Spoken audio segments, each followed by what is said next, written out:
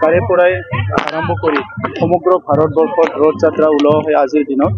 আৰু অসমতো বিভিন্ন অঞ্চলত বড়োলেণ্ডতো বিভিন্ন অঞ্চলত ৰথ যাত্ৰা আজি আমাৰ বিভিন্ন ঠাইত এইটো ৰথ যাত্ৰাটো ওলোৱা হয়। মই যোৱা 2-3 বছৰত টংলাত বিভিন্ন অঞ্চলত কোকৰাঝাৰত অংশগ্ৰহণ কৰিছোঁ। আৰু মই আশা ৰাখিছোঁ প্ৰভু জগন্নাথৰ যি ব্লেছিং, যি আশীৰ্বাদ, এইটো আমাৰ সকলোৰে ওচৰত থাকিব। আৰু অনাগত দিনত আমি সকলো জাতি জনগোষ্ঠী শান্তি সম্প্ৰীতি নিৰাপত্তা সন্মানৰ মাজেৰে আগবাঢ়ি যাব পাৰিম। যিহেতু নিৰ্বাচন সমাগত হাগ্ৰামা মহিলাৰী কৈছে যে মুখ্যমন্ত্ৰী এটা বিকাশৰ যাত্ৰা কৰিব, যিহেতু প্ৰমোদ বড়োৱে ইয়াতে বিকাশ কৰিব পৰা নাই, সেই গতিকে বিকাশৰ যাত্ৰা কৰিব বুলি হাগ্ৰামা মহিলাই যোৱাকালি কৈছে। মানে মুখ্যমন্ত্ৰী সেইকাৰণে আহিব আৰু বিকাশৰ কাৰণে আহিব, আপুনি বিকাশ কৰিব পৰা নাই বুলি কৈছে হাগ্ৰামাই। মই ৰথ যাত্ৰাত আহিছিলোঁ, ৰাজনীতিৰ কথা ক'বলৈ অসুবিধা হয়।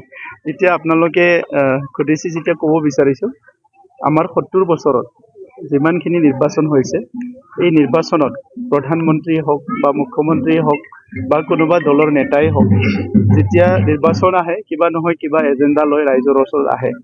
কিন্তু এই এজেণ্ডাৰ নামটো বেলেগ বেলেগ হ'ব পাৰে, তেখেতেও বেলেগ বেলেগ নাম লৈ নিৰ্বাচন প্ৰচাৰত আহিছে।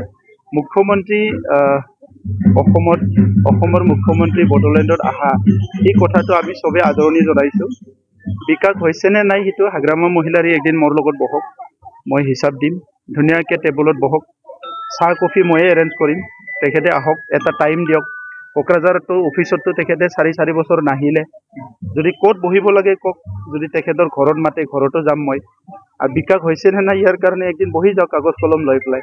তেখেতে 17 বছৰৰ কৰা হিচাপ মোৰ ওচৰত লৈ আহক, আৰু মই 4 বছৰত কাম কৰাৰ হিচাপ তেখেতৰ ওচৰত লৈ যাম। UPPL এইবাৰ 4 নম্বৰত থাকিব বুলি কৈছে হাগ্ৰামা মহিলাৰীয়ে।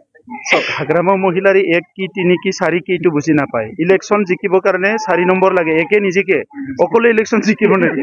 4 লগত আৰু যিমান শূন্য বাঢ়ে ইমানে তেতিয়াহে ইলেকশ্যন জিকিব। 4 লগত যদি আৰু 4টা শূন্য লাগি যায়, 5টা শূন্য, তেতিয়াহে ইলেকশ্যনটো জিকিব। গতিকে এই অংকবিলাক আৰু হাগ্ৰামা মহিলাৰীত আৰু কিমান বুজাব আপোনালোকে? প্ৰভু জগন্নাথে বেয়া পাব আৰু ইয়াত নুসুধিব, বেলেগত সুধিব। 5জনকৈ মন্ত্ৰীক দায়িত্ব দিছে BTR-ৰ 5খন জিলাত, গতিকে বিজেপিয়ে উঠি পৰি লাগি আছে। গতিকে বিজেপিৰ এইটো ৰণকৌশল বা তেখেতসকলৰ ৰাজনীতিক এটা সিদ্ধান্ত হিচাপে তেখেতসকলে কাম কৰি আছে। আৰু UPPL-ৰ ষ্টাইল, কাম কৰাৰ সিদ্ধান্ত বা ডিজাইনটো বেলেগ। তো সেই হিচাপে আমাৰ যিহেতু 5জন মন্ত্ৰী নাই, আমি 5জন মন্ত্ৰী বুলি ক'ব নোৱাৰোঁ, আমাৰতো এজনহে মন্ত্ৰী আছে। গতিকে আমাৰ MCLA বিলাকক আমি দায়িত্ব দি থৈছোঁ। আমাৰ কৰ্মকৰ্তাবিলাকো এতিয়া বহুত কনফিডেণ্ট, বহুত স্কিল্ড হৈছে। চ' 40টা সমষ্টিত আমাৰ 40জন ভাল কোঅৰ্ডিনেটৰ কাম কৰি আছে। 10টা ডিষ্ট্ৰিক্টত আমাৰ ইনচাৰ্জ আছে। আমাৰ কিমান 445টা যিটো VCDC আছে প্ৰাইমাৰী, তাত আমাৰ ইনচাৰ্জ আছে।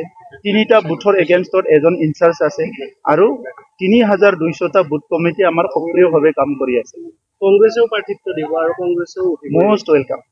ভাৰতবৰ্ষৰ যিমান পাৰ্টি আছে চবেই আহক, তেতিয়াহে গণতন্ত্ৰ যিটো আমি কৈছোঁ মাদাৰ অফ ডেমক্ৰেচি, সেইটো ফুলফিল হ'ব। তো ইয়াত আগতে কি আছিলে, আমাক নিৰ্বাচন খেলিবলৈ আহোঁতে শিল মাৰি মাৰিব বিচাৰিছিলে। এতিয়াতো সেই পৰিৱেশ নাই। 2020ত পাথাৰ লৈ পেলাই আমাক ৱেলকাম কৰিছিলে। এতিয়া আমি চবকো ফুল লৈ ৱেলকাম কৰিম, চবেই আহক, তেতিয়াহে আমাৰ জাতি জনগোষ্ঠী চবে ভাৰতৰ ডেমক্ৰেচিৰ মেইন যিটো আমাৰ অনুভৱ, সেইটো চবে কৰিব। কিন্তু আহি পেলাই এটা কথা মনত ৰাখিব, আমাক যাতে কোনো আকৌ বিভাজন কৰিব নিবিচাৰে, আমাৰ মাজত যাতে ভেদাভেদ সৃষ্টি কৰিব নিবিচাৰে, আমাৰ মাজত আকৌ ঘৃণাৰ এটা বীজ সিঁচিবলৈ চেষ্টা নকৰে, আমাৰ মাজত এটা জনগোষ্ঠী আনটো জনগোষ্ঠীৰ প্ৰতি হিংসা মনোভাৱ আকৌ ঘূৰি অহাৰ পৰিৱেশ যাতে কোনো চেষ্টা নকৰে, সেইটোৱে মোৰ চবৰ ওচৰত অনুৰোধ। গৌৰৱ গগৈয়ে কৈ আছে যুঁজাটো মোৰ ক'ব লগা নাই। যুঁজাৰ নামত বড়োলেণ্ডত আগতে বহুত ব্লাডছেড হৈ গ'ল, বহুত মানুহ মৰি গ'ল। যুঁজ বুলি ক'লে আমি বড়োলেণ্ডত ভয় কৰোঁ। চ' যুঁজক তেখেতসকলে যিমান যুঁজক আমাৰ ক'ব লগা নাই। কিন্তু বড়োলেণ্ডৰ জনতাক যাতে কোনোবা যুঁজৰ নামত কি বুলি কয়, মহৰ যুঁজত বিৰিণাৰ মৰণ নে কি কয়, 2 মহৰ যুঁজত 3 মহৰ যুঁজ, 4 মহৰ যুঁজ, যিমানেই হয় মহৰ যুঁজ কৰক, বিৰিণাক যাতে মৰণ নকৰে। 30-40 বছৰ ইয়াৰ বিৰিণাবিলাক বহুত মৰিলে আগতে, আৰু যাতে কষ্ট নাপায়।